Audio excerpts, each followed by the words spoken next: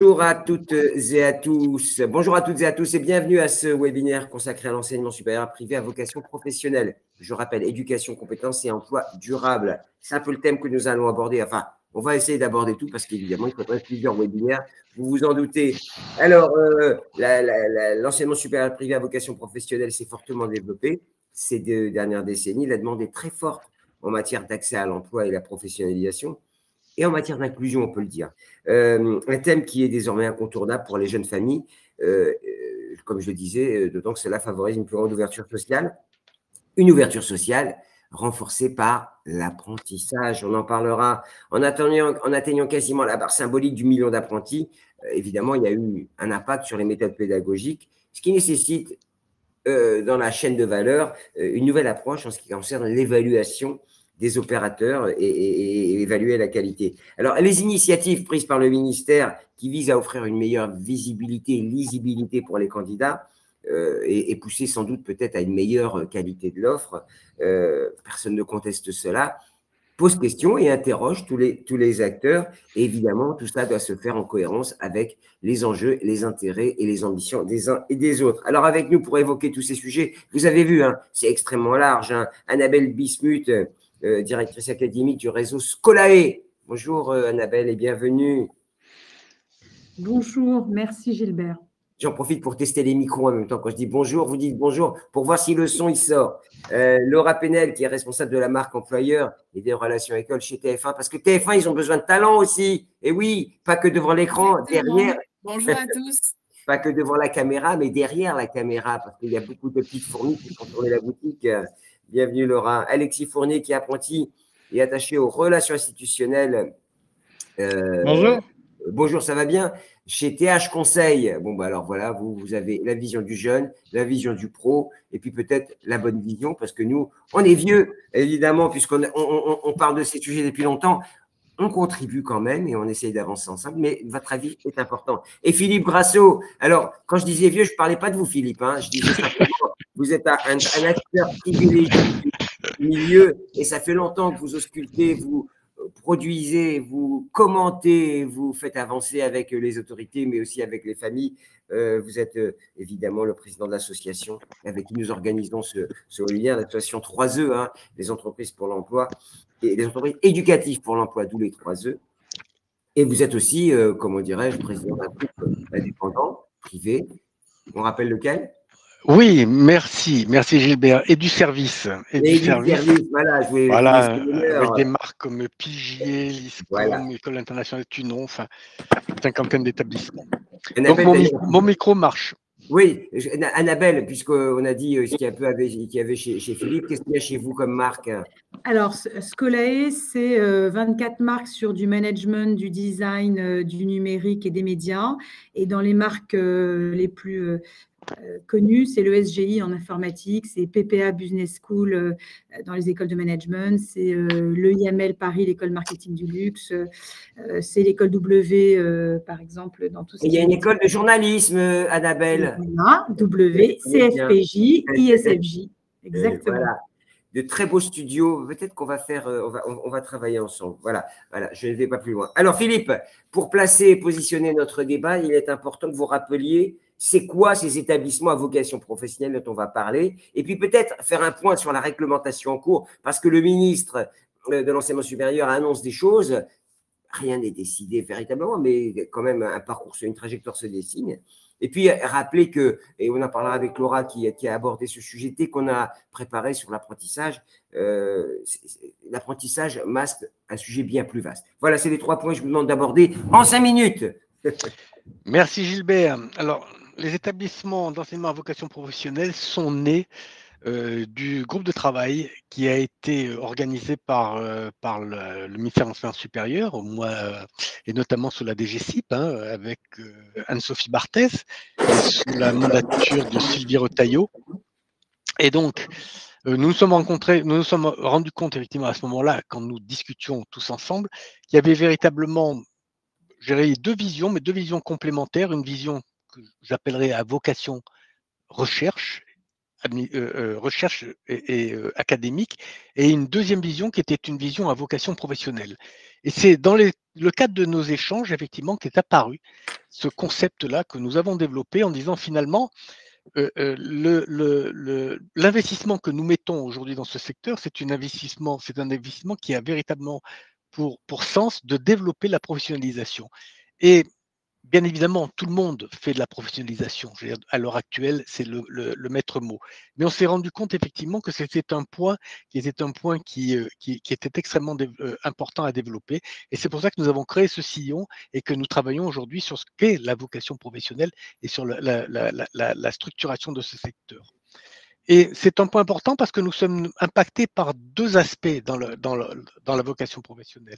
Un aspect ministère du Travail, bien évidemment, d'origine, les RNCP, tout ce que nous avons construit depuis l'origine du RNCP, 1986, et deuxièmement impacté aussi par l'évolution de l'enseignement supérieur. Donc nous sommes à cheval globalement sur les deux ministères. Et cette réflexion nous a amené à travailler finalement pour trouver un chemin, être des go-between entre ces deux mondes qui pendant très longtemps ne se sont pas parlé, se sont tenus à distance les uns des autres, et nous avons essayé effectivement, et nous contribuons, je crois, à ce rapprochement. Alors dans ce cadre-là, nous fournissons et nous travaillons. Nous avons proposé des idées, nous avons proposé un certain nombre de travail, tant au ministère du Travail qu'au ministère de l'Enseignement supérieur, sur des thèmes de rapprochement pour faire en sorte effectivement d'améliorer le système global. Bien évidemment, les points réglementaires sont très importants pour nous, puisqu'ils sont au cœur même du sujet. Aujourd'hui, vous avez deux grandes réglementations. La réglementation de l'enseignement supérieur à l'heure actuelle, dont on a parlé avec, comme on dit, la réglementation du privé de manière générale, qui fait l'objet du projet de loi du ministère de l'enseignement supérieur. Et deuxièmement, la réforme du financement aussi, de l'apprentissage en particulier, qui fait le travail du ministère du Travail. Donc nous sommes effectivement aujourd'hui des acteurs entre les deux et nous essayons effectivement de joindre cet aspect-là.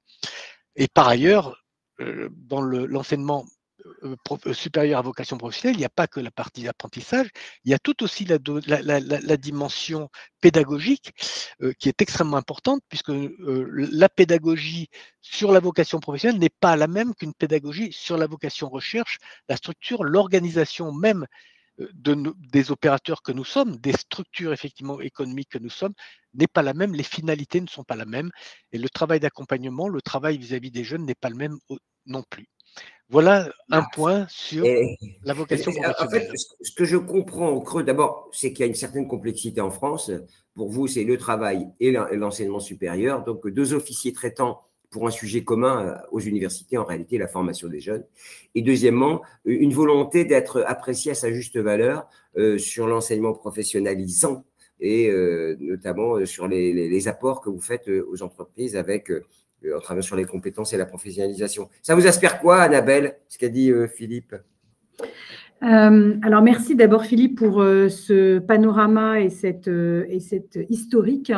C'est vrai que je peux dire jusqu'il y a quelques années, 5 à 10 ans maximum, il y avait d'une part des acteurs qui étaient plutôt des acteurs de ce qu'on appelle aujourd'hui ceux qui étaient à vocation professionnalisante exclusivement, et de l'autre côté ceux qui relevaient plutôt du ministère du Travail, et puis de l'autre côté les acteurs qui relevaient plutôt du ministère de l'Éducation nationale.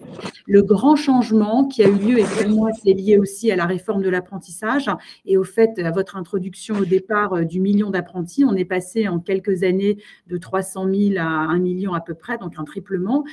Ce triplement, il vient du fait qu'on avait d'une part des acteurs plutôt apprentissage et d'autre part des acteurs plutôt enseignement public ou formation initiale, et que maintenant, beaucoup d'acteurs se sont mis à développer l'apprentissage, et donc il y a eu être à cheval sur les deux, c'est beaucoup plus fréquent pour une majorité d'acteurs, alors qu'au départ, c'était pour certains acteurs.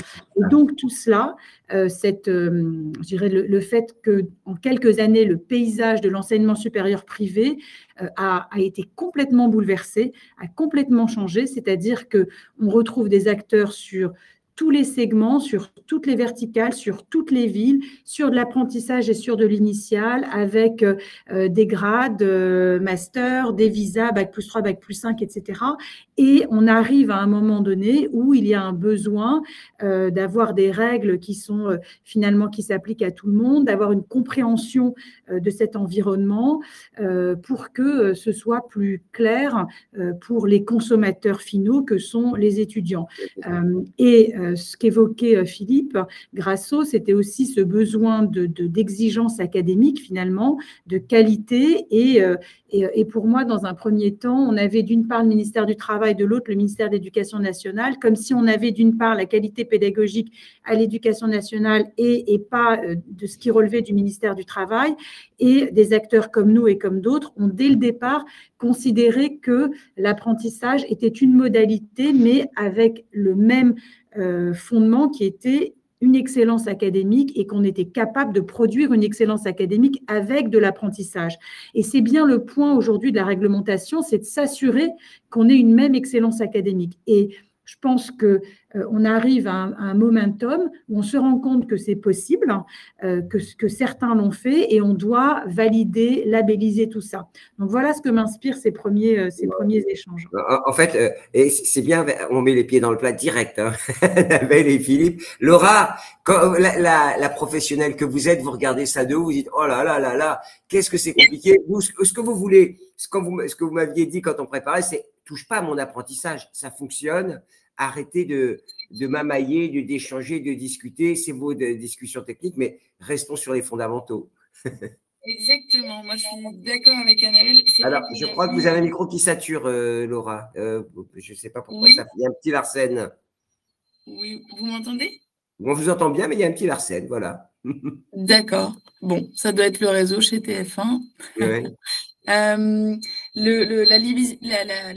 lisibilité est de plus en plus difficile, en tout cas pour les étudiants et pour les entreprises, hein.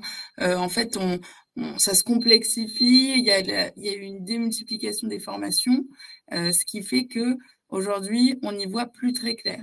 Alors, il y a plein en tout cas, il y a un contexte qui nous impacte énormément de par notamment le fameux décret là, du 1er juillet. Rappelez-le. Alors, le fameux décret dont on parlait il y a plusieurs mois, mais qui est paru au journal officiel le week-end juste avant le 1er juillet, qui a été la bonne nouvelle des vacances. Validé et qui donc nous impose 750 € supplémentaires par tête par apprenti. Donc, pour les niveaux, je simplifie hein, pour ceux qui nous regardent, mais en somme du bac+3 au bac+5. Voilà, pour faire très simple. Et donc, et ça, vous n'aimez pas. Pro, tout ça, ça ne nous arrange pas. On se parle, si on revient un peu en arrière, évidemment des aides de l'État qui ont vraiment baissé. Hein, on passe, en tout cas pour nous, côté TF1, parce que je rappelle aussi pour tout le monde, ça dépend de la taille de l'entreprise. Mais en tout cas, nous, à notre niveau, on passe de 5 000 € d'aide, grosso modo, à 2 000 par étudiant. Ce qui en fait change tout quand on en a plus de 270. Donc, si on fait les calculs, il y a un gros manque à gagner côté entreprise. On a en face des écoles. Alors, attention, pas toutes. Hein. Ne mettons pas tout le monde dans le même panier. Ne donnons pas de nom aujourd'hui. On ne donne pas de nom, d'accord? Parce que la dernière fois, vous avez balancé un peu, mais bon. Non, pas de nom, mais on était entre nous. Mais voilà, il y a chaque année des coûts de formation qui augmentent, alors parfois justifiés, parfois non. Et nous, on se retrouve avec des aides qui diminuent, des décrets qui nous imposent 750 € de plus par tête. Enfin, c'est juste pas possible. En fait, on a l'impression que là, on est en train de saboter la meilleure idée de ces dernières années.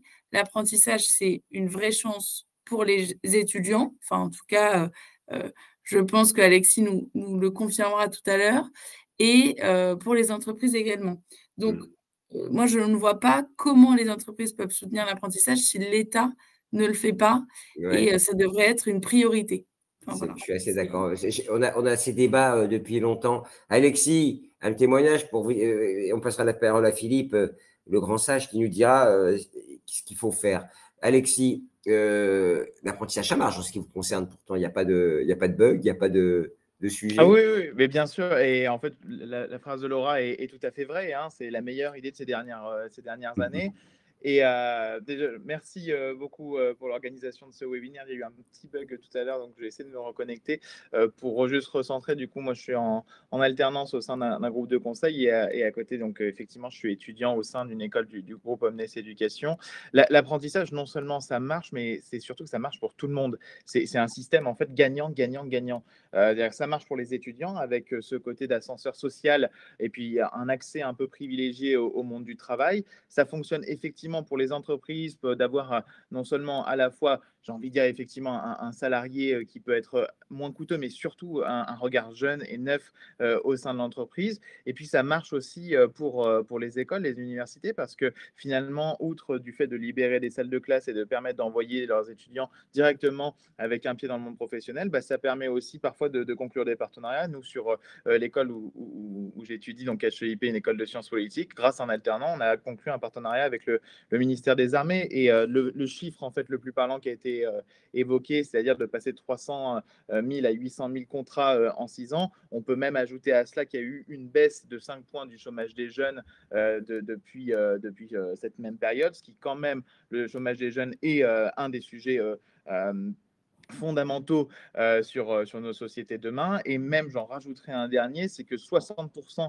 des alternants nous disent qu'ils n'auraient pas poursuivi leurs études s'ils n'avaient pas eu cette opportunité de faire une alternance. Donc c'est aussi un moyen de pouvoir poursuivre ses études. Souvent, je dis d'avoir un pied dans les livres, un pied dans la vie, de pouvoir continuer à développer ça avec à la fois en plus des études qui peuvent être payées, un salaire à côté, donc pouvoir aussi réellement commencer à développer sa vie professionnelle, habiter dans des bassins d'emploi. Donc oui, ça marche très bien. Alexis, c'était bien de le rappeler. Philippe, donc est-ce que en fait ce webinaire, on met les pieds dans le plat et au fond, est-ce qu'on marche pas sur la tête? Parce que l'économie d'ailleurs réalisée sur l'apprentissage n'est pas si élevée que ça quand on regarde, quand on cherche des économies. Et en fait, on a envie de dire, touche pas à cette bonne idée, quoi. C'est un peu ça qu'on retient dans tout ce qui a été dit. Même s'il faut réguler, même s'il faut de l'excellence académique, comme l'a dit Annabelle tout à l'heure. Oui, je pense que bien évidemment, mais tout le monde le sait, un des gros problèmes, c'est justement la pérennité, notamment la pérennité budgétaire. Parce que les mesures qui ont été prises ont été des mesures qui ont coûté très cher à l'État, hein, de manière générale. Donc il faut que nous arrivions malgré tout à un système qui fonctionne, qui soit régulé. Pourquoi régulé? Parce que le développement de l'apprentissage n'a que 5 ans. C'est-à-dire que ce nouveau système qui a été mis en place est très jeune. Donc, bien évidemment, il y a eu un certain nombre de dérives, il y a eu un certain nombre de problématiques. Dans tous les cas, il y a besoin aujourd'hui d'une régulation. Il y a aussi besoin d'une régulation financière, budgétaire, qui est importante, parce que ça conditionne effectivement, je crois, l'avenir même de cette modalité qu'est l'apprentissage. Hein. L'apprentissage n'est jamais qu'une modalité pédagogique, il ne faut jamais l'oublier. Hein. C'est une façon d'enseigner, ce n'est pas simplement un contrat, c'est une démarche vers l'emploi. Et là, je crois que nous avons besoin, avant toute chose, on a besoin d'une vraie politique de long terme. Et un système comme l'apprentissage ne peut pas se construire en 5 ans, tel que c'est le cas aujourd'hui. Si je regarde l'Allemagne, la Suisse, les pays qui ont mis ce système en avant depuis très longtemps, je veux dire, c'est quasi historique, hein, c'est centenaire. Donc tout ça, c'est fait aussi d'ajustement et de fonctionnement. Aujourd'hui, le problème, c'est qu'on est dans une situation à la fois politique et budgétaire global, et dans lequel l'apprentissage, et pas seulement l'apprentissage, j'ai envie de dire la formation professionnelle de manière générale, est devenue un enjeu politique comme un enjeu budgétaire. Et très souvent, les débats se posent pas la question finalement de la véracité de la pédagogie, de la véracité de l'insertion. Il y a beaucoup de tensions politiques autour de cet aspect-là, comme il y a beaucoup de tensions budgétaires, ce qui nous amène à des raccourcis. Le premier raccourci, ça a été le raccourci de ce fameux décret des 750 € qui est venu d'où? Il est venu du Parlement. Parce qu'à un moment donné, on a considéré qu'il fallait prendre des décisions par rapport aux grandes entreprises, par rapport à la formation supérieure, parce que c'était anormal d'eux. Et sans coup férir, on est parti véritablement sur un raisonnement qui est une opinion pour sortir une loi. Cette loi, aujourd'hui, elle a donné lieu à des décrets qui sont extrêmement complexes pour tout le monde. Alors qu'on est dans un système où normalement on va vers la simplification administrative, il n'y a que chez nous, on arrive à une Mais complexité regardez, administrative. il y a un message d'un internaute. Vous parlez régulièrement de la dimension administrative qui est trop présente dans l'alternance. Avez-vous demandé un choc de simplification? Mais bien sûr, vous le demandez, le choc de simplification. On le demande, bien évidemment, et c'est pas ce qu'on a eu, parce que et c'est là où finalement, à un moment donné, des décisions politiques qui sont prises, excusez-moi, je vais vous le dire, le terme un peu à l'emporte-pièce, sous des aspects d'opinion. À l'heure actuelle, nous avons des décisions politiques qui ne sont pas des décisions politiques mûries au niveau du Parlement, mais qui sont des mouvements d'opinion, des réactions. On se trouve avec quelque chose qui, pour nous, est complètement aberrant. Et la problématique, c'est qu'aujourd'hui, on parle beaucoup au niveau de l'Assemblée, on parle beaucoup des entreprises, on parle beaucoup des jeunes, enfin moins des jeunes, mais surtout des entreprises, de l'état de la partie budgétaire. On ne parle jamais de nous, des CFA. Ou alors, si nous parlons de nous, c'est pour dire effectivement que c'est nous qui sommes à l'origine de dérives ou autre chose. Fondamentalement, il faut quand même penser que pour que tout ça fonctionne, encore faut-il que nous ayons des organismes qui arrivent à fonctionner et dans lequel il y a une certaine liberté, un mode de fonctionnement. Et ça, aujourd'hui, c'est mis en cause. Merci. D'ailleurs, si j'en crois ce que me disent certains opérateurs, c'est qu'il y a un moment où il sera plus intéressant de faire de l'alternance pour les CFA, puisque la prise en charge et les coûts seront trop importants, parce qu'il y a des coûts administratifs associés à l'apprentissage.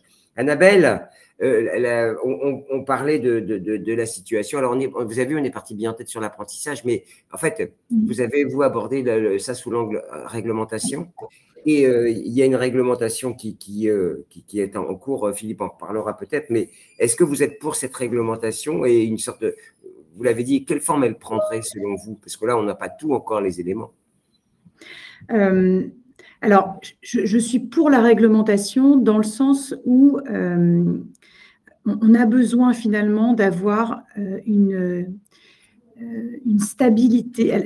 Je reprends un peu ce que disait Philippe, c'est que depuis 5 ans, donc pour reprendre un tout petit peu en arrière, je trouve d'abord que tout ce qui est lié à l'apprentissage et tous ces décrets qu'on a depuis 2018 vont dans un très bon sens, puisque cet apprentissage a permis de réduire effectivement le chômage des jeunes, de permettre à un grand nombre d'entre eux de trouver un job et surtout d'affiner leur projet professionnel au cours des 5 années. Donc, je ne peux que me féliciter, non seulement à titre personnel, je dirais, parce qu'on a Scolae est très présent avec pas loin des 3/4 de ses élèves qui sont en apprentissage, mais de façon plus macroéconomique, c'est un gros succès pour la France.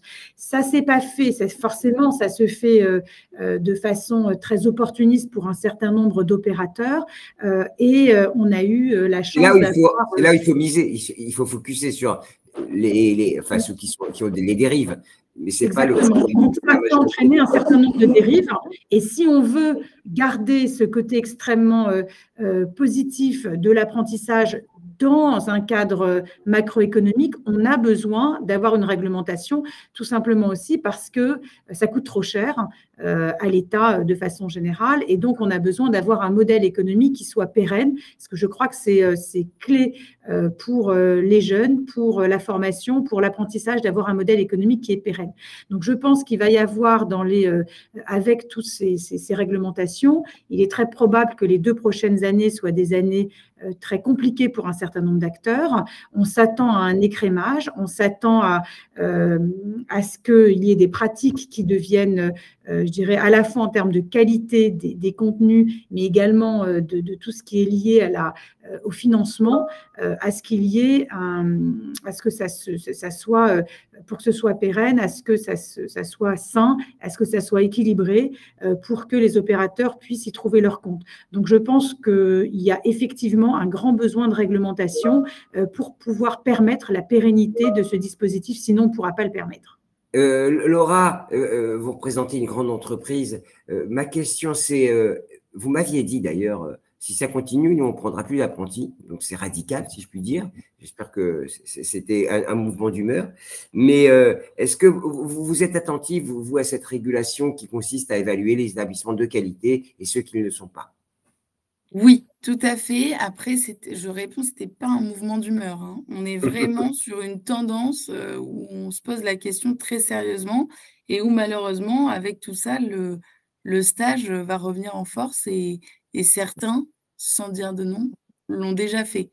Donc voilà, on est plutôt sur cette tendance-là, à voir l'année prochaine et à voir l'évolution d'un point de vue, en tout cas, législation. Évidemment, on est très attentif à la qualité et on refuse très régulièrement de travailler avec des organismes un peu douteux qui, on a creusé un peu ce point parce qu'on a eu le cas très concret il y a peu de temps avec un organisme qui, les fameux organismes où on peut payer pour faire un stage.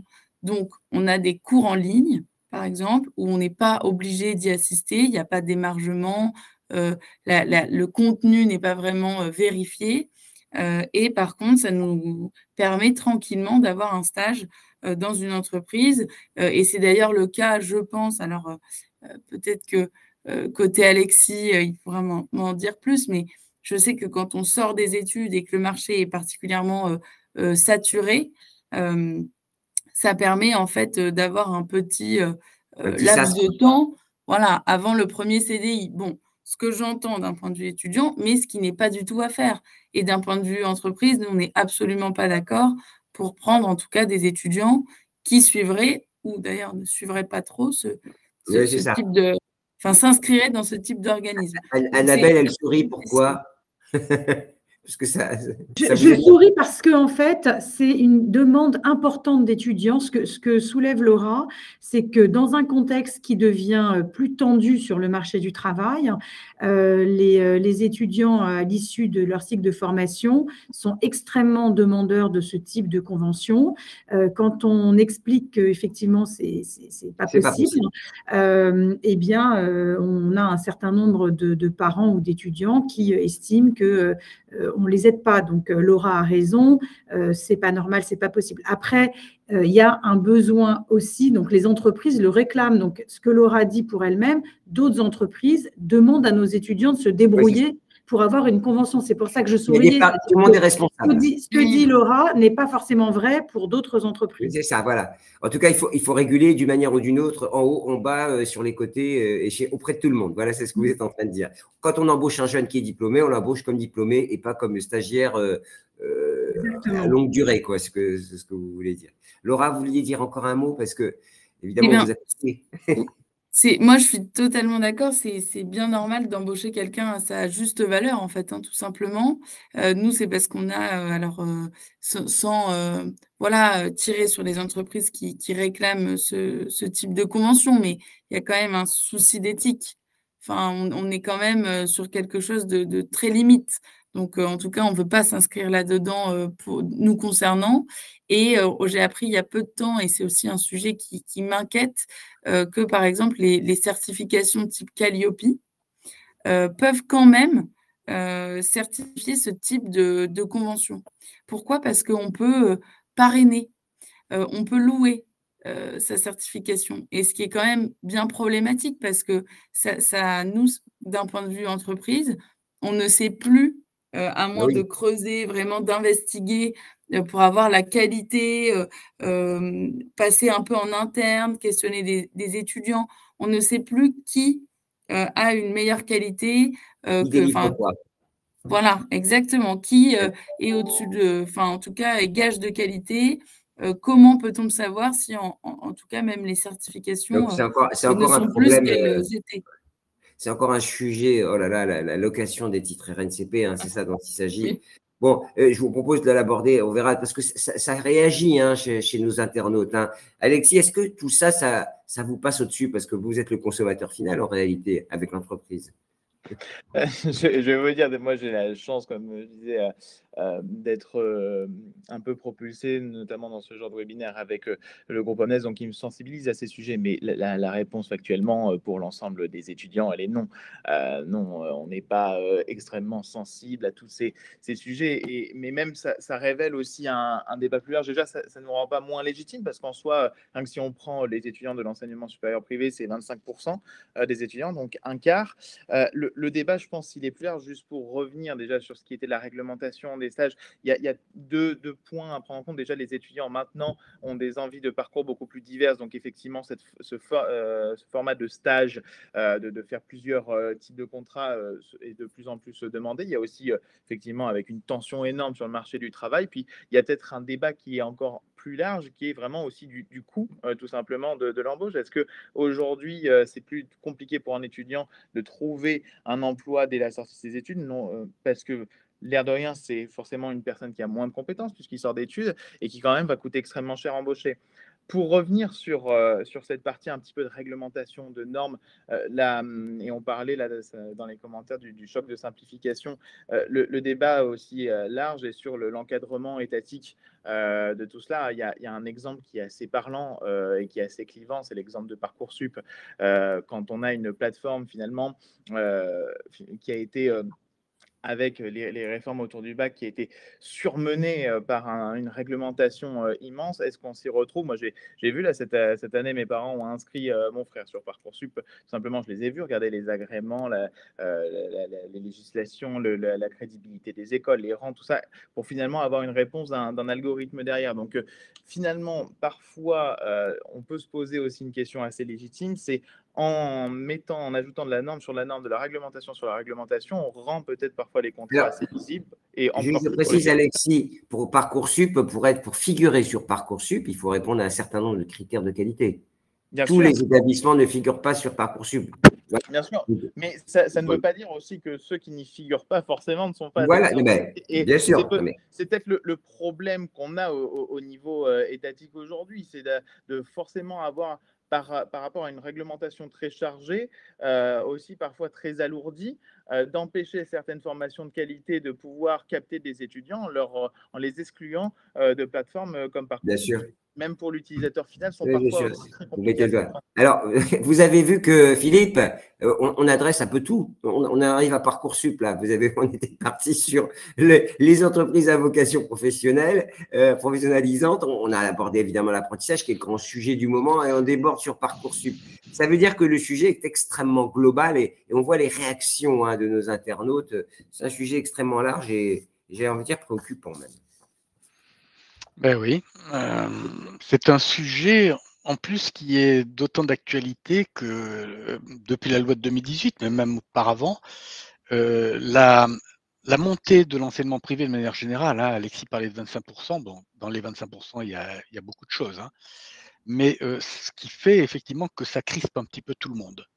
D'abord, ça crispe les universités parce que globalement, d'où viennent ces 25%, ce qui pose une question de remise en cause. C'est-à-dire que quelque part, entre guillemets, j'ai envie de dire, les jeunes votent un peu aussi avec leurs pieds dans un système. C'est pas simplement parce qu'on est présent dans des salons de l'étudiant, des salons commerciaux, que les jeunes viennent dans le privé. Ils sont pas plus bêtes que les autres. C'est-à-dire qu'à un moment donné, par rapport à une demande, il y a une demande qui est servie et donc on vient dans ce cadre-là. Et donc, ce qui crispe un petit peu tous ces éléments-là, toutes les personnes, ça crispe aussi parce que, bien évidemment, sont rentrés sur le secteur d'activité des gens qui n'avaient rien à y faire, des opportunistes, et des opportunistes qui parfois ne l'ont pas fait de manière volontaire. Quand le marché de l'apprentissage s'est ouvert et quand on a eu effectivement en 2018 les nouvelles lois, les gens, et certains qui inscrivaient des gens en initiale se sont dit pourquoi pas faire de l'apprentissage. Sauf que ce n'est pas du tout les mêmes méthodes, ce n'est pas du tout la même pédagogie. Ça coûte cher, il faut une infrastructure derrière. On ne peut pas s'improviser. Et on a eu effectivement comme ça, entre guillemets, des accidents de parcours avec des gens qui allaient s'inscrire en apprentissage dans une école. Or, on ne s'inscrit pas en apprentissage. L'apprentissage, c'est avant tout un contrat de travail. Donc, on ne peut pas s'inscrire une école ne peut pas inscrire un jeune en apprentissage, c'est impossible. La seule personne qui puisse inscrire un jeune en apprentissage, c'est l'entreprise, personne d'autre. Donc, il y a eu cette confusion parce qu'on venait d'un monde d'inscription traditionnelle. Et donc, tout ça, ça a abordé la confusion et ça a développé effectivement à ce niveau-là la confusion. Là-dessus, effectivement, cette dualité RNCP, on parlait d'éthique des certifications, ministère de l'enseignement supérieur, diplôme, la naissance des grades, tout ça aussi effectivement a contribué au développement de cet aspect-là. Maintenant, si on revient, j'ai envie de dire, et si on essaye de trouver des solutions, il y en a deux. Il y a aujourd'hui, j'ai envie de dire, le projet de loi qui est présenté par le ministère de l'Enseignement supérieur, Philippe Baptiste, qui est en train effectivement d'émerger. Bien évidemment, c'est un projet de loi. Et dans je dirais dans la structure politique actuelle, on ne sait pas jusqu'où il ira. Hein. Vous avez vu que un mouvement de gauche, très à gauche, pour ne pas les citer, proposait la suppression pure et simple du lucratif privé. Oui, mais ça m'a étonné parce que, alors je vais pas faire de la politique, mais fondamentalement, ça m'a étonné de la part d'un député parce que il faut quand même connaître la Constitution. Alors, la Constitution ne peut pas admettre ce type de loi. On peut pas interdire quelque chose, notamment l'enseignement supérieur. C'est un droit constitutionnel. Donc il faut réformer la Constitution. Bon, bref. Mais bon, passons au-delà de ça, c'est pas très grave. Mais c'est aussi l'image effectivement aujourd'hui de la politisation entre guillemets de cet ensemble, alors qui est pourquoi? Parce qu'effectivement, il y a eu une ouverture libérale, on peut le dire, sur le secteur d'activité. Il ne faut pas oublier qu'auparavant, quand on était dans un système ce qu'on appelle conventionné, hein, c'est-à-dire que l'apprentissage était conventionné, était limité à un certain nombre de choses, c'est un système très malthusien. On avait 350 000 apprentis quand on poussait les feux. Hein. Et quand on voulait avoir 2 places d'apprentissage supplémentaires, il fallait aller se battre auprès du rectorat et auprès de la région pour les obtenir. Je ne parle pas de 20 places, je parle de 2 places. Okay. Je vous propose d'avancer, Philippe. On voit bien que c'est un sujet. Avancer. Oui, pardon. Non, mais parce que évidemment, vous à chaque fois qu'on avance, on soulève un autre sujet. Vous avez remarqué, Laura, est-ce qu'il y a possibilité d'améliorer la collaboration avec les établissements, avec le système lui-même, ou là jusqu'à maintenant ça fonctionnait bien? Jusqu'à maintenant, ça fonctionnait bien. Alors évidemment. Alors on me dit que vous devez parler un peu plus loin pour pas que ça l'harcèle. Oui. Un peu plus loin. Non, voilà, plus loin. Reculez, voilà. Je recule. Voilà. On peut toujours tout améliorer, mais jusqu'à présent, ça fonctionnait bien. Juste, voilà.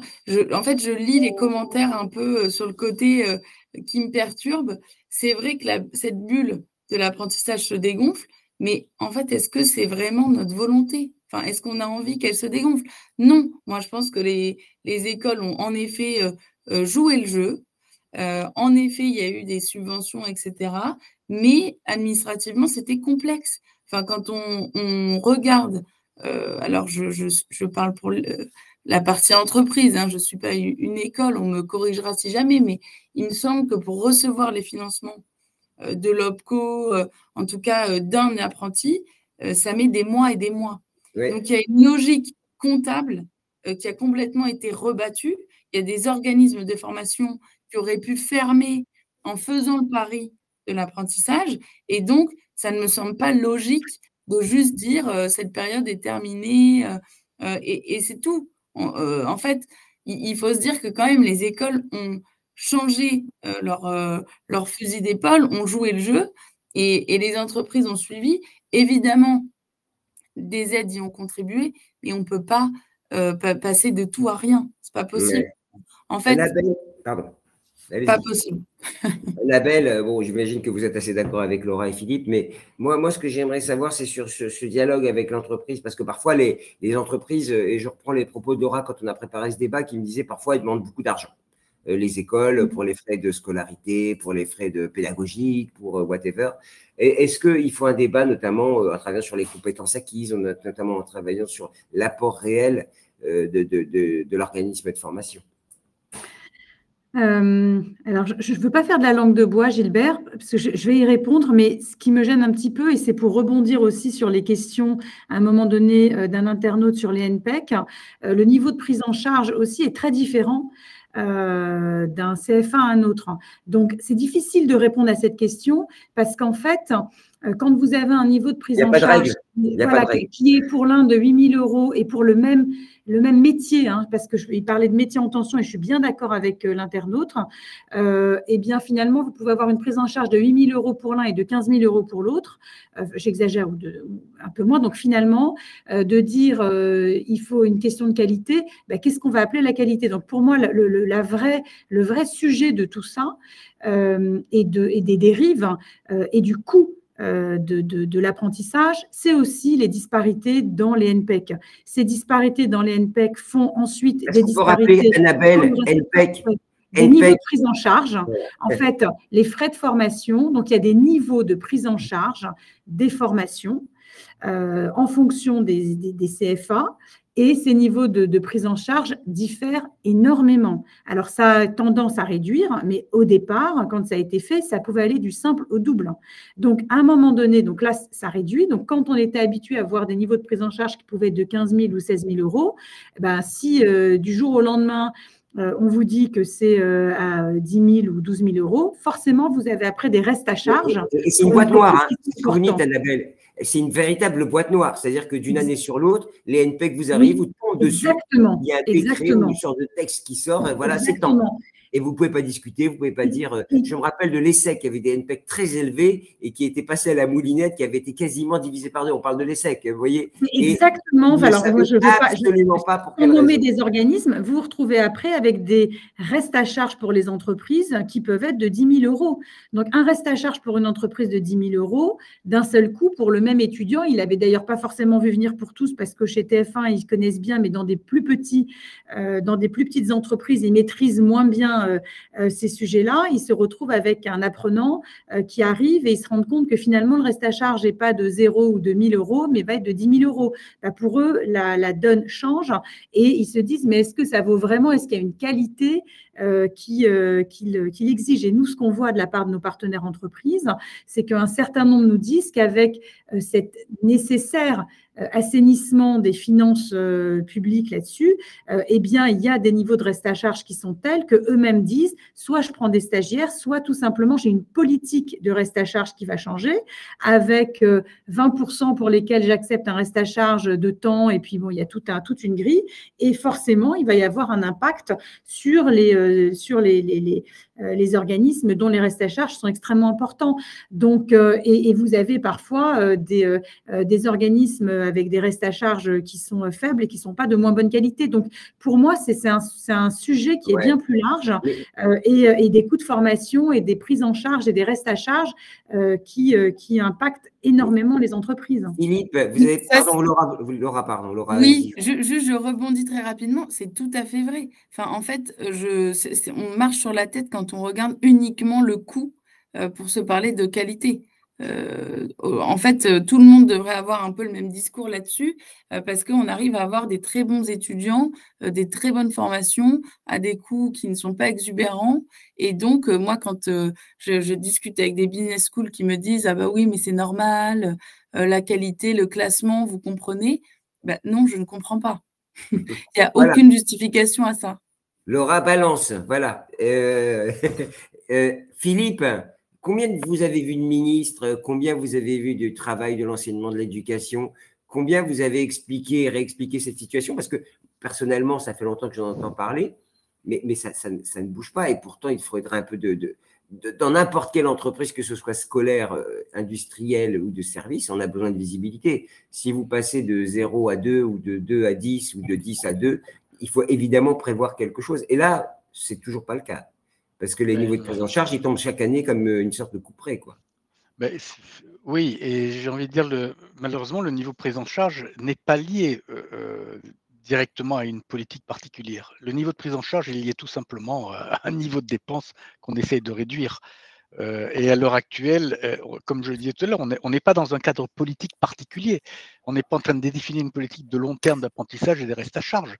On est dans une réduction, effectivement, qui est d'ailleurs, si on regarde ces dernières années, je crois que les restes à charge, on doit être à près d'1 milliard de réduction de niveau de prise en charge, qui est colossal dans cet ensemble-là. Après, on a besoin effectivement de réglementation et de modification. Et à ce niveau-là, le travail qui est fait aujourd'hui par France Compétences, qui essaye de rassembler les certifications par bouquet, de travailler de manière plus homogène, est un travail positif, qui va dans le bon sens.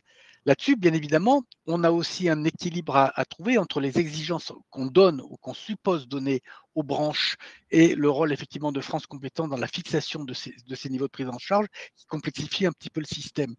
Mais de manière générale, j'ai envie de dire, aujourd'hui, les politiques, mis à part le fait que ces derniers temps, ils ont beaucoup changé dans ce cadre-là, ont quand même le souhait, au moins quand ils le disent, de valoriser l'enseignement par voie de l'apprentissage, parce qu'aujourd'hui, les bénéfices sont évidents. Les bénéfices vis-à-vis des jeunes, les bénéfices vis-à-vis des entreprises, on ne va pas le répéter, mais c'est très clair, effectivement, aujourd'hui dans l'opinion publique, dans ce cadre-là. Mais il faut effectivement aujourd'hui l'améliorer et le faire fonctionner. Je ne peux pas dire aujourd'hui que les hommes politiques en place, enfin, ou les ministères n'aient pas cette bonne volonté. Malheureusement, à l'heure actuelle, l'instabilité fait que vous arrivez non pas à une remise en cause de la politique, mais à un ensemble de micro-décisions, de petites choses qui vont venir polluer le système et le remettre en cause. Et finalement, si l'apprentissage est en danger aujourd'hui, ce n'est pas parce que la grande idée de l'apprentissage est en danger, c'est parce que vous avez un ensemble de petits éléments qui viennent grignoter au fur et à mesure, effectivement, tout simplement son fonctionnement. Et donc, aujourd'hui, je dois saluer quand même, et c'est vrai, la démarche aujourd'hui qui est portée, alors qui a été portée par le passé, par le travail. Carole Grandjean, à son époque, a fait un très gros travail à ce niveau-là, avec son ministère d'écoute d'éléments. Et puis, deuxièmement, aujourd'hui, le ministère de l'Enseignement supérieur qui essaye un petit peu de remettre tout ça dans le bon chemin. Voilà, donc, oui, les politiques changent. Les politiques au sens avec un S à la fin, je ne sais pas si la politique change fondamentalement. Ouais, c'est ça. C'est ça. Il y a quand même beaucoup d'idéologie là-dedans, là où il y aurait. En plus, si on regarde d'un point de vue macroéconomique, les économies réalisées sur le niveau de prise en charge, c'est pas ça qui va réduire le budget. On est sur des enjeux tellement importants qu'il faudrait. Je donne mon avis et je m'excuse, ça n'a aucun intérêt. Vous avez vu comment ça fait parler notre sujet, chers amis? Je voulais juste, Gilbert, apporter une rectification. Steve Vaness, dans le chat, a effectivement bien fait de préciser, oui, les niveaux de prise en charge dépendent des certifications inscrites au RNCP. Je parlais des CFA au sens plus large, mais c'est effectivement lié aux certifications. Maintenant, on voit aussi que dans les niveaux de prise en charge, on a certains CFA qui sont mieux lotis que d'autres. Mais il a raison, c'est effectivement lié aux certifications inscrites au RNCP. Oui, ce que vous voulez dire, c'est que les niveaux de prise en charge augmentent en fonction du niveau. Après, c'est ça. Et heureusement d'ailleurs, quoique j'imagine qu'il y a un bon CFA. Non, il disait que ce n'était pas lié au CFA lui-même. Donc, c'est vrai qu'un CFA a plusieurs niveaux de prise en charge selon ses titres RNCP. Donc, voilà. La précision est juste et j'ai voulu simplifier, mais à tort. Non, mais et vous mettiez le doigt sur le vrai sujet, c'est qu'une même formation d'un établissement ou d'un CFA à un autre peut avoir un niveau de prise en charge différent. Pour un même diplôme ou pour une même… Exactement. C'était l'idée. C'est ça qui perturbe. Est-ce qu'on prend les questions? Parce qu'on va… Je n'ai pas compris. Ajouter un petit quelque chose. Mais bien sûr, Laura, vous avez tous les droits. Et Alexis aussi. On a parlé beaucoup de financement de manière générale et c'est vrai que c'est le nerf de la guerre. Donc, évidemment, ça a toute son importance et ce nouveau décret, en tout cas, impacte fortement le financement de manière générale de tout le monde, vu que c'est aussi un poids supplémentaire pour les écoles. Mais si on revient un peu à l'essence même des relations entreprises et écoles, nous, on a envie de recruter les meilleurs talents et donc d'avoir des jeunes CDI à embaucher à la sortie de leurs études. VS, les écoles ont aussi envie d'insérer leurs jeunes vers l'emploi parce qu'ils ont été justement à vocation professionnelle, ils leur ont donné un certain nombre de compétences et ça, en fait, on a tendance à l'oublier. Et moi, j'aimerais bien le remettre un peu au cœur des échanges de manière générale, parce que si on regarde le système anglais, c'est ce qui est beaucoup mis en avant. Enfin, en fait, eux ne l'ont pas oublié. Donc, ça serait bien qu'on s'en rappelle et que la qualité, en tout cas, soit définie par le taux d'insertion dans l'emploi. et au pourcentage d'étudiants, en tout cas, qui ont un contrat à la sortie de leurs études.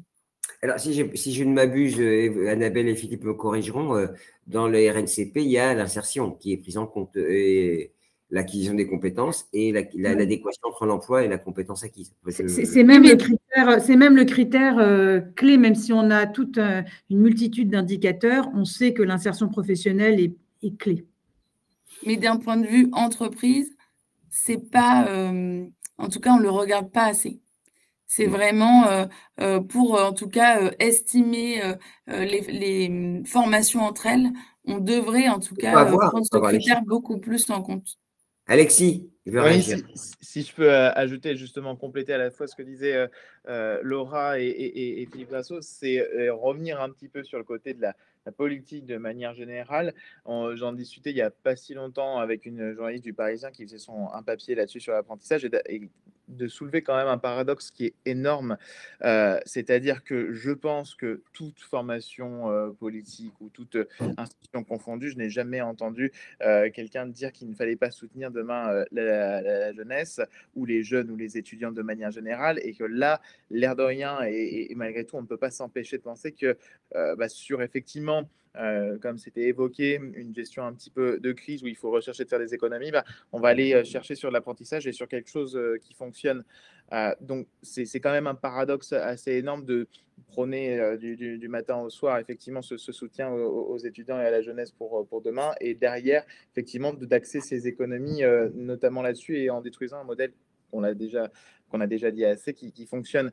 Juste aussi revenir toujours un peu là-dessus, sur la participation au débat, sur la réflexion sur demain, ou faire des économies, parce que l'idée, c'est que effectivement, il y a un sujet sur la table à voir, c'est peut-être aussi qu'il va falloir que tout le monde contribue en cette période de crise. Mais on parlait justement là de personnes qui ont été reçues à Matignon, entendues par des députés.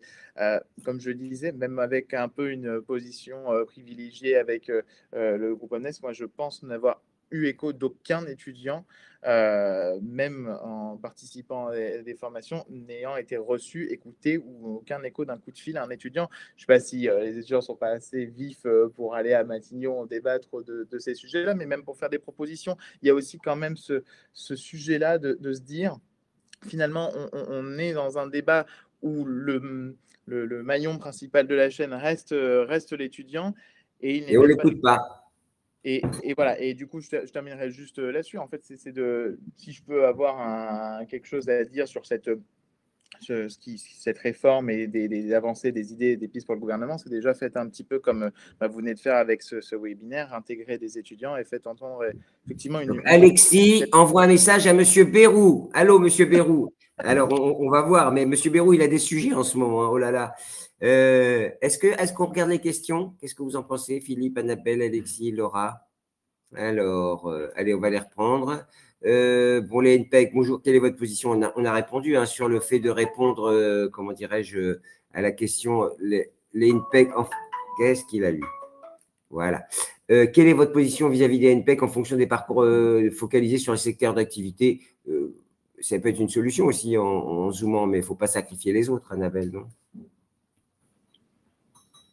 Vous voulez pas répondre à cette question ou on a répondu? Oui. Ah, encore, on a répondu. OK. Annabelle m'a regardé avec un ton doctoral, comme elle, parce qu'Annabelle a un parcours académique, je le signale en passant, et donc évidemment, elle a apporté toute sa contribution au groupe Scolae. Et je ne partage pas ce point de vue sur le décret du 6 juin qui complexifie le monde des RNCP. Alors, comme c'était un peu Jean-Marc Dulou, il a voulu réagir au décret sur… c'est le décret du 1er juillet ou il y a un autre décret de 6 juin? Je ne sais pas de quoi il parle, Jean-Marc. Personne ne veut répondre, d'accord. Vous avez vu le point de Jean-Marc Dulou, là? Vous le voyez ou pas? Bon. Oui, je pense qu'on se parle du même décret, mais je peux me tromper. Il complexifie, en tout cas, il alourdit le prix, en tout cas, il alourdit le point. Alors, il y avait un point on n'a pas précisé, Laura, vous avez abordé un point qui a été l'objet de littérature, voire de reportage télé sur la location de certification. Effectivement, peut-être ça fera partie des éléments de régulation. On peut louer un titre RNCP d'un établissement à un autre, c'est-à-dire que telle école a un titre validé par un RNCP, il peut dire à un autre établissement, je t'autorise à délivrer sur la base de mes certifications le même titre. C'est un peu ça. Ça peut poser des problèmes parce que si ce n'est pas fait dans un contexte de transparence totale et de qualité très, très élevée, ben, évidemment, ça peut être un peu parfois plus léger. C'est ça dont il s'agit, Steve. J'espère qu'on a répondu à votre question. Alors, le principe du 6 juin a considérablement durci le principe de location des certifications. Oui, je ne sais pas s'il a durci. Philippe, il a durci? Oui, ben, il a raison, ce monsieur. Voilà. Oui, parce que les certifications, la particularité d'appartenir à celui qui certifie. Donc, on a un certificateur et un utilisateur de la certification. Et ce procédé est un procédé, je dirais de manière générale, qui existe partout. Le ministère du Travail loue ses titres, on peut dire ça comme ça. Les titres du ministère du Travail, c'est des titres qui sont détenus par le ministère du Travail et qui sont utilisés par d'autres. Le problème, c'est effectivement le contrôle de l'utilisateur de ces titres. C'est là où se passe le problème. Et effectivement, France Compétences a établi une nouvelle réglementation et a investi le certificateur effectivement de nouvelles responsabilités. Nous, dans notre groupe, on a à peu près une quarantaine de titres certifiés, mais qu'on essaye de louer. Quand on loue un titre, enfin quand on le loue, quand on fait un échange de titres, c'est-à-dire quand on prête un titre, dans ce cadre-là, on vérifie absolument à qui on le prête, qui va l'utiliser. Oui, c'est mieux. Parce que, ouais. Et oui, parce que la sanction, et beaucoup de gens, je dirais, comme beaucoup de choses, la sanction, c'est une sanction a posteriori. Si à un moment donné, vous ne suivez pas la qualité des utilisateurs de votre titre, vous le perdez, ce titre. Or, perdre un titre, c'est perdre un actif extrêmement important puisque vous avez mis parfois des années à le déposer, à l'obtenir. Et donc, si vous le perdez, ben, globalement, vous pouvez le perdre parce il y a une attention particulière. Absolument. Et donc, là, aujourd'hui, ça a été largement augmenté, oui. Non, mais de toute façon, qu'il y ait des dérives dans tous les secteurs d'activité, il y en a eu et il y en aura toujours. Alors, pour revenir à ce que disaient Alexis et Laura, et qu'ils avaient identifié sur le fait que des jeunes veulent rester stagiaires plus longtemps. Alors, Vladimir nous dit, le problème, c'est que l'alternant gagne plus à rester alternant qu'à se faire embaucher. C'est vrai que parfois, les entreprises ont du mal à décrocher un salaire à la hauteur. Alors, je ne parle pas de TF1, Laura, hein, bien entendu, mais c'est aussi peut-être un sujet, c'était une remarque que nous faisait. Alors, Steve nous dit financement public et régulation publique sont les deux faces d'une même pièce. Oui, bon, bah, bien sûr. Bah, ça, la régulation, le financement doit être tenu à la régulation et la régulation doit déclencher, à mon avis, le financement. Je ne sais pas si vous êtes d'accord. Vous commentez, hein, parce que là, j'ai l'impression de parler tout seul. Hein, Annabelle, Philippe, Laura. Non, mais c'est bien évidemment, on utilise des fonds publics, donc c'est normal que ce soit non seulement régulé, mais d'autre part qu'on fasse la chasse à toutes les dérives, bien évidemment. Hein, Alors, Steve envoie un missile, vous ne pouvez pas vivre sur les fonds publics. Alors, je ne pense pas qu'ils vivent sur les fonds publics, les établissements, et exiger une simplification, une suppression des régulations. C'est parce que. Enfin, le sujet n'est pas là. D'abord, c'est pas ce qui a été demandé. C'est pas le sens de la demande. Hein. Non, et puis objectivement, il faut quand même penser que ce sont les fonds des entreprises. Hein. Grande partie. On est en train de parler de la CUFPA, c'est-à-dire l'ancienne taxe d'apprentissage. Alors, l'État contribue aussi dans cet ensemble-là, mais ce n'est pas les fonds publics au sens propre dans cet ensemble. Donc, il ne faut pas oublier aussi, d'ailleurs, que c'est un effort aujourd'hui du gouvernement pour développer l'apprentissage sur la base des cotisations des entreprises. D'où la problématique aussi de demander aujourd'hui aux entreprises d'augmenter leur participation. C'est-à-dire que c'est une demande qui est faite à l'heure actuelle, c'est-à-dire d'augmenter la taxe d'apprentissage pour mieux financer le système dans sa globalité. On n'est pas au bout du schéma, mais en tous les cas, c'est vrai. Et de manière générale, je crois que nous avons tout intérêt pour la pérennité, effectivement, aujourd'hui de nos entreprises, de nos actions, de nous détacher du financement public au maximum, d'être le plus indépendant possible. Et c'est vrai que les restes à charge restent un moyen. Il y en a d'autres et qui sont des idées, par exemple, qui sont aussi de demander à l'apprenant qu'il soit apprenti ou autre, de contribuer aussi. Parce que l'apprentissage a cette particularité, c'est qu'il est à 100% gratuit. C'est-à-dire qu'un apprenti ne paye strictement rien quand il est en contrat d'apprentissage. C'est la loi qui s'y oppose. Donc, au travers de ça, c'est-à-dire que si on vous demande, on demande à un apprenti dans ce cadre-là des droits d'inscription, il n'y a pas de droit d'inscription pour l'apprentissage. On n'est pas dans ce système-là. Donc, Steve insiste en nous parlant de... je sais pas, il y a un micro qui fait écho. Bon, Steve nous parle de la bulle de l'apprentissage. C'est une bulle qui se dégonfle. Bon, c'est son point de vue. A priori, visiblement, elle peut se dégonfler pour certains acteurs qui ne respectent pas les règles. Il serait préférable, si j'ai bien compris ce que vous avez dit, qu'elle soit maintenue pour les acteurs sérieux et pour le bien-être des entreprises qui, Laura nous disait, trouvent des talents grâce à ce dispositif. Voilà. Enfin, quand même, revenons sur ça. L'insertion n'est pas la même. Enfin, en tout cas, le jeune n'arrive pas avec les mêmes armes sur un CDI quand il a fait un stage de 6 mois et quand il a été immergé 1 an en apprentissage. Ce n'est pas vrai. Et donc, les formations qui utilisent l'apprentissage et qui ont changé leur modèle au bénéfice de l'apprentissage alors je n'ai pas les chiffres là tout de suite, mais ce serait intéressant de creuser, ont sans doute vu leur taux, en tout cas, être élevé, enfin doublé sans doute, parce que évidemment, c'est corrélé avec le besoin des entreprises. Et quand on a un étudiant qui, de par sa posture, de par ses compétences, est immergé dans l'entreprise 1 an, eh bien oui, on a envie de le garder. On le connaît mieux d'ailleurs, on le connaît mieux, et plus longtemps, il a le temps de faire ses preuves, enfin, ça n'a rien à voir. Ouais. Alors, Steve a beaucoup communiqué, je me rends compte il a beaucoup commenté. Il parle du sujet, c'est le projet professionnel. Quelle est la certification la plus adéquate? Et évidemment, je pense que vous travaillez tous sur le projet professionnel. Bon, Steve, là, vous avez un peu occupé l'espace, hein, si je puis me permettre. Je vois que vous êtes expert Calliope, donc c'est très bien. Vous connaissez, vous savez de quoi vous parlez. Alors, on parle du décret du 6 juin. Bon, voilà. Alors oui, une question qu'on m'a posée, mais alors au tout début, c'était sur l'Afrique. Est-ce qu'on peut développer ça en Afrique? J'avoue que là, c'est un peu un sujet pointu. Vous êtes implanté en Afrique, chers amis qui représentaient les groupes? Oui, moi je suis implanté, bien évidemment. Nous sommes implantés en Côte d'Ivoire, on est implanté au Cameroun, Gabon.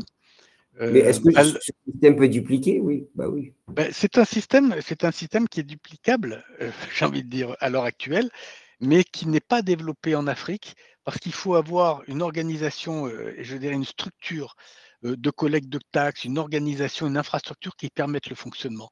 Les entreprises ne vont pas volontiers rentrer dans un système de cette nature-là. C'est un système qui est complexe, enfin qui est complexe, en tous les cas, qui est une très bonne idée. Et à chaque fois et là je parle du système du RNCP, hein, donc plus exactement de la certification de compétences. Et à chaque fois que je parle de la certification de compétences dans quel que soit le pays, c'est toujours très bien reçu. Pourquoi? Parce qu'un des gros problèmes à l'heure actuelle des pays en voie de développement, c'est qu'ils ont un très fort développement sur les diplômes, j'ai envie de dire, académiques, et un très faible développement sur les diplômes à vocation professionnelle. Donc, il y a je dirais, un hiatus entre la partie intellectuelle, j'ai envie de dire, de toute une partie de l'élite et le sous-développement professionnel de toute une autre partie. Et en réalité, ce dont ont besoin effectivement les pays en voie de développement, c'est surtout de gens qui sont capables de créer par leur travail, de développer et de créer de la richesse à ce niveau-là. Et pas forcément effectivement d'avoir des bac plus 7. C'est pas le sujet. Bien sûr, et donc, à l'heure actuelle, c'est une demande. Et là, le ministère des Affaires étrangères, puisque c'est lui dont il s'agit, pourrait, et d'ailleurs, il ne le fait pas à l'heure actuelle, on pourra revenir dessus, mais ce problème vers l'extérieur, il y a quelques pays comme ça qui le travaillent, par exemple la Chine. La Chine qui a un très fort besoin, notamment en Afrique, justement, de formation professionnelle, agrée les titres RNCP et travaille avec eux. Il y a des pays de cette nature-là qui ont bien compris le système. Mais il y a encore un gros travail à faire pédagogique auprès des gouvernants pour cela. Bon, Alexis, on va faire un dernier tour de table si vous êtes d'accord. Alexis, bon, vous êtes la démonstration que le système fonctionne. Alors, on a 3 groupes, j'ai envie de dire, reconnus, hein, avec Philippe, Annabelle et vous représentez le groupe Omnes, Alexis. 3 groupes qui sont structurés autour de la qualité, autour des certifications. Pour autant, c'est vrai qu'on est à une sorte de momentum, je ne sais plus qui est la personne qui utilisait ce mot, c'est vous, Annabelle, je crois, qui fait qu'on est sur un plateau où il faudra de la qualité comme on l'exige à l'université, comme on l'exige dans les grandes écoles, et cette qualité dans la professionnalisation qui permettra peut-être de réguler ce marché et de continuer de financer tout ça. Je crois que c'est un peu la synthèse de tout ce qui a été dit. Alexis. Ah, micro, Alexis. On ne vous entend plus. Ben non, on ne vous entend plus. On ne vous entend pas, Alexis. Oui, bon, Voilà. Oui, mon micro, c'était marqué que mon micro était coupé par l'animateur, mais bon. Non, oui, si je peux terminer à la limite sur un mot, et puis toujours un peu dans ce côté de la voix étudiante, pour parler, le mot qui peut aussi caractériser énormément tout ce qu'on a dit, c'est ce système un peu d'égalité. Personnellement, là, sur ce webinaire, vous savez que je suis alternant, que je suis au sein du groupe Omnes, dans un groupe de conseil, mais l'air de rien, à partir du moment où j'avais trouvé mon alternance, on ne savait ni quelle était ma condition sociale, celle de ma famille, comment j'ai financé mes études, avec un crédit, sans, si ma famille m'a aidé, d'où je viens, si je viens de Paris, de Lyon, du fin fond de l'Auvergne. C'est un petit peu ça aussi dans le débat qu'il faut conserver, c'est que je crois qu'on a trouvé un système où les étudiants sont, une fois qu'ils sont intégrés, attention, c'est bien ce qu'il faut retenir, une fois intégrés dans leur alternance, ont un même niveau d'égalité sur tout. Ça permet aussi à d'autres qui n'auraient pas pu faire des études sur des bassins d'emploi, je pense notamment effectivement à la difficulté de se loger à Paris, d'avoir une formation qui est payée à Paris et en plus un salaire qui peut permettre de se loger sur des bassins d'emploi, d'y accéder. Donc il y a toujours ce côté d'ascenseur social, mais effectivement, sinon, de manière générale, ce côté d'égalité, donc effectivement, parler tout à l'heure des réflexions sur pourquoi pas une contribution des étudiants, une sorte de responsabilisation, ce qui peut être une bonne idée. Mais c'est interdit pour le moment. Voilà, mais bien sûr, donc c'est toujours dans ce débat un principe fondamental à garder qui est, à mon avis, celui de l'égalité, donc à voir comment orienter ça derrière, mais c'est quand même assez important de le souligner. Laura, aussi, pour un dernier tour de table, est-ce que vous êtes inquiète, est-ce que vous demandez à l'État de revenir à une vision plus inclusive et moins, j'allais dire, budgétaire, même si c'est quand même le sujet du moment? Je ne sais pas si l'État doit être Enfin, je pense qu'en effet, il y a eu des aides qui ont été importantes à un moment donné et que c'est peut-être pas normal de les garder à ces niveaux-là. On peut les baisser un peu, on peut comprendre qu'il faut aller récupérer de l'argent un peu à droite, à gauche. Maintenant, la solution n'est pas toujours de faire payer l'entreprise. En plus, on a tendance à dire aux entreprises que elles peuvent payer parce que elles sont au 440, elles sont plus importantes, ah là là, par niveau, bah, très bien. Mais en fait, quand on multiplie, il y a un effet d'échelle. Les apprentis qui sont pris en gros nombre par les grosses entreprises, bah, évidemment, 750 € multipliés par X 1000 étudiants pour certaines entreprises, et nous, on n'est pas du tout, enfin, j'en citerai pas, mais voilà, on n'est pas du tout dans les plus grosses entreprises. Quand on pense à, j'en sais rien, des secteurs comme le luxe qui recrutent énormément. Bon, en tout cas, le manque à gagner pour nous est grand. Enfin, Et vous me disiez, Laura, quand on préparait, que vous avez dû vous battre en interne pour maintenir bah, bien sûr. Vous avez dû justifier, parce que la DRH qui supervise tous les salariés, il y a d'autres problématiques. Évidemment, l'apprentissage est un sujet parmi d'autres.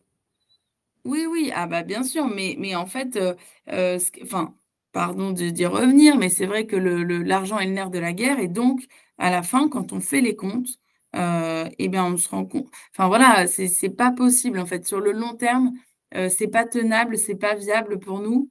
Donc si on n'est plus, enfin si ça se stabilise pas et que ce n'est pas gagnant-gagnant pour les écoles comme pour les entreprises, eh ben on arrêtera ce mode de fonctionnement. Ouais. Annabelle, bon, attendez, on ne va pas plomber l'ambiance, hein, quand même, il y a un sujet qui marche, donc ça, c'est quand même pas mal, et il faut le préserver et le garder. Il y a une discussion qui est engagée avec le gouvernement, et j'en suis convaincu, une volonté des entreprises de continuer. Oui. Alors, oui. Le micro, hein, Annabelle.